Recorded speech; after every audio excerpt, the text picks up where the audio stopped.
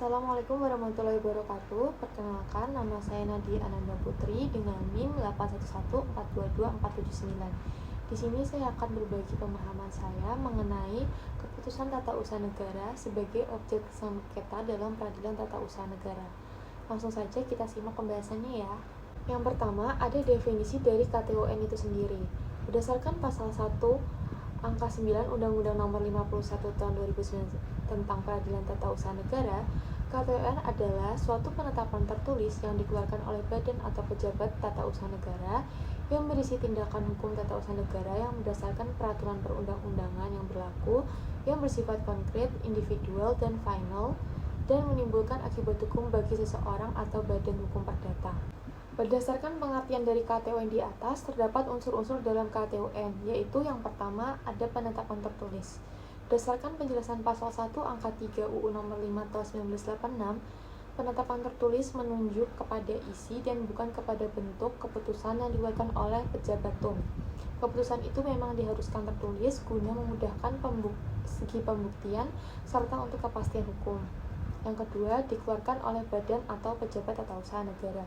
Apabila badan atau pejabat TUN mengambil tindakan hukum dan selanjutnya mengeluarkan KTUN, maka harus dilandasi pada peraturan perundang-undangan atau didasarkan pada wewenang pemerintah yang diberikan oleh peraturan perundang-undangan.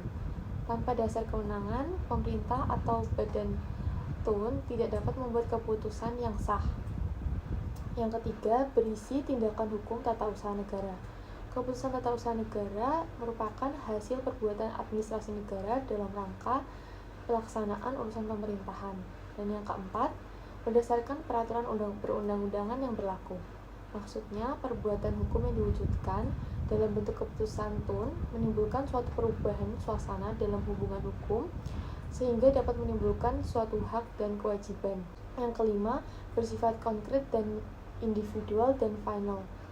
Bersifat konkret itu berarti objek yang diputuskan dalam keputusan tata usaha negara tidak abstrak tapi berwujud tertentu atau dapat ditentukan. Yang kedua, ada bersifat individual, yaitu KTUN ditujukan untuk umum tetapi tertentu, baik alamat maupun hal yang dituju. Kalau yang dituju itu lebih dari seseorang, maka tiap-tiap nama yang terkena putusan itu akan disebutkan. Kemudian bersifat final itu artinya sudah definitif dan karena dapat menimbulkan akibat hukum. Selanjutnya, menimbulkan akibat hukum bagi seseorang atau badan hukum perdata. Berdasarkan hukum keperdataan, seseorang atau badan hukum yang dinyatakan tidak mampu, seperti orang yang berada dalam pengampuan, dinyatakan valid atau tidak dapat dikualifikasi sebagai subjek hukum. Keputusan sebagai wujud dari tindakan hukum publik ditujukan pada subjek hukum yang berupa seseorang atau badan hukum perdata yang memiliki kecakapan untuk melakukan tindakan hukum. Pembuatan keputusan tata usaha negara harus memperhatikan beberapa persyaratan agar keputusan itu menjadi sah menurut hukum dan memiliki kekuatan hukum untuk dilaksanakan. Berikut ada syarat-syarat sahnya suatu keputusan tata usaha negara.